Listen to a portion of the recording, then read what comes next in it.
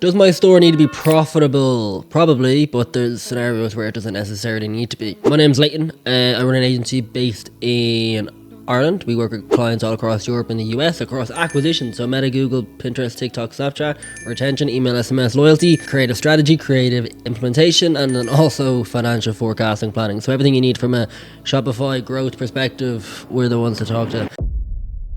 So does your store need to be profitable? So the real question is, obviously it depends on the stage of the business, and this is obviously not just specific to e-commerce companies. This video will be, but this concept in general is specific to all businesses.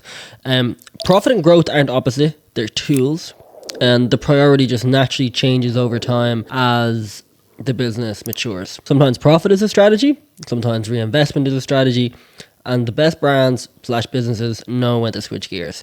And there's also a big difference between losing money because the model is actually just fundamentally broken versus reinvesting aggressively to capture market share. One destroys business, the other builds category leaders, market dominators, really strong brands. Your Gymsharks, your Allbirds, all these big boys. So when should profitability be the main focus? So let's really kind of focus in on that, right? So I've seen it a million times, not a million times literally, but where brands have came to me and they've had 2 years of growth, but they've spent an absolute fortune on ads and agencies and content and everything. And they're just like, okay, we're sick of this. Like, we want to be profitable right now. We need to get to a stage where we can, extract some money out of the business, or we need to compile a bit of a cash war chest, as people are calling it now. And in order to do that, you need to focus on your profitability. So when cash feels tight month to month, that's when you want to start considering it. If you're over relying on ads to survive, that's a real indication that you need to consider it. If your retention is weak or inconsistent, if your margins are really being eaten by CAC, which a lot of people's are, fees, bad stock decisions, and returns, these are all things that need to be considered. You've made expensive mistakes, agencies, senior team members, inventory, content shoots. There's a lot of ways that e-commerce brands can waste money. So at this stage, if you're in one of those categories, the goal isn't aggressive scaling, and you sometimes just have to put your pride aside and say, okay, no, I need to get stable here. I want clear numbers. I want to understand healthy margins. I want to control ad spend on a monthly basis, predict a bit of predictable cash flow. And this is where you dial it down a little bit, slow things slightly, fix your systems, improve retention, tighten costs, and rebuild properly. Now, we've seen this a lot for the e-commerce brands that we're working with, but also, I see this myself in my own business. Sometimes you just got to chill things out, pause on the acquisition side of things, look after what's in front of you. Agencies require a lot of people, so they need to be organized correctly, structure needs to be set. There's a lot of moving parts in all business, even when you consider the finance side of things, content, people, management, software, tools. There's so much to it. So no harm in dialing it back a little bit, and let that be an extended period of time. That doesn't need to be like a week. If you want to dial it back for a couple of months, feel free, go do it, because it could have a drastic impact on your business over the next couple of years. So when growth can come first, right? So this is when you want to consider, putting a bit more gas on the fire, right? You have clear product market fit. Your customers are coming back and they're buying again. You understand your CAC to LTV really well. Not your marketing guy, not your agency. You, as the founder of the business, understand your CAC and LTV, and understand that, we need to trust people, we need to delegate it. But at the end, at the end of the day, you are responsible for your own business, and these are really important metrics. You want to be able to predict reasonably your results from your ad spend consistently over the next couple of months, and you have enough cash or funding to fuel growth, and funding's totally cool too. So here, growth makes sense because every euro you spend is building a bigger customer base that pays you back over time, and you are confident in that based on the math that you've laid out. The mistake that most brands / businesses make is they try to scale when the foundations are broken, or they think they understand the foundation. So they have a high CAC, low retention, messy finances, or a messy understanding of a market that they're trying to infiltrate, no understanding of their contribution margin.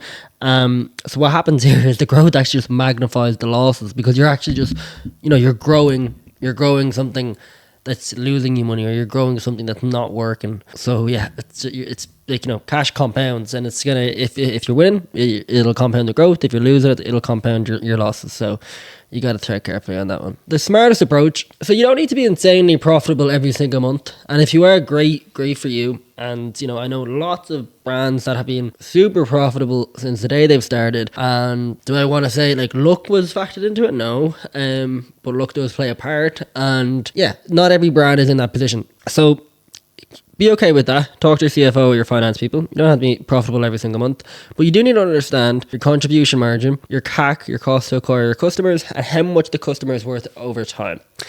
And you also want to have a strong team around you when it comes to fulfillment, when it comes to customer service, when it comes to marketing, when it comes to all the really important areas of your business that are considered an interaction with your customer. If your numbers make sense, you can grow aggressively, and we saw that during COVID, where a lot of numbers made sense. A lot of people didn't expect to fall off, but in fairness to them, a lot of people got a lot of money off a lot of people, and they grew. And we've seen this with just kind of generic, Gymshark and Glossier, Allbirds, like these are all brands that invested heavily on content, acquisition, affiliate partnerships, influencers, like that. They just went really heavy on that, and it worked out for them.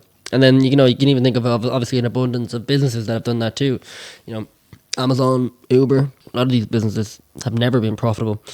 I know Amazon obviously are now, but they weren't for I think it was 15 years. So make peace with that, and if it's part of your strategy, consider it. So how this applies to most Shopify brands and how they think about it. So a framework that I think is beneficial to consider is in your early stage, especially if you've never had an e-commerce business, or your co-founder has never had an e-commerce business, I would definitely recommend, and you've gotten some traction, just keep that stable, fix any leaks you have, maintain a bit of profitability, and really learn to understand your numbers. If you're mid-stage and you're reinvesting in growth, you can definitely focus on scaling your acquisition and building upon that customer base. And then later stage, balance the growth with strong margins and cash flow, and you'll move between the phases naturally multiple times as you scale. So, even I would happily admit that, the first half of our year isn't necessarily as profitable as the second half of the year, because the first half of the year we're kind of really looking at education, mentorships, training, senior leadership teams, acquisition from an advertising perspective, content. Those kind of costs usually will happen the first half of our year, and then the second half of the year is usually a bit more kind of stable from a P&L perspective, because we're just so busy, so we don't have time to train, learn, and we're just really focused on providing for the clients, particularly the ones that are big for Q4. So yeah, a simple framework is essentially, if you spend €1,000 a day on ads, do you make 3,500 over the next 3 to 12 months? If yes, then growth makes sense for you. If not, fix your profitability first. So there is no one answer. It depends on your goals. It depends on the size of the business that you want. It depends on if you want a lifestyle business, if you want a next Gymshark business. It depends on a bunch of things. But yeah, make that decision and have the right people around you, understand your numbers, and I wish you the best of luck. Profit gives you control, growth gives you leverage, and the brands that win long term know how to prioritize each. My name's Leighton. If you'd like to have a chat about any areas of growth on your e-commerce store, I'll leave the link below, and Gura Mila Mahagut.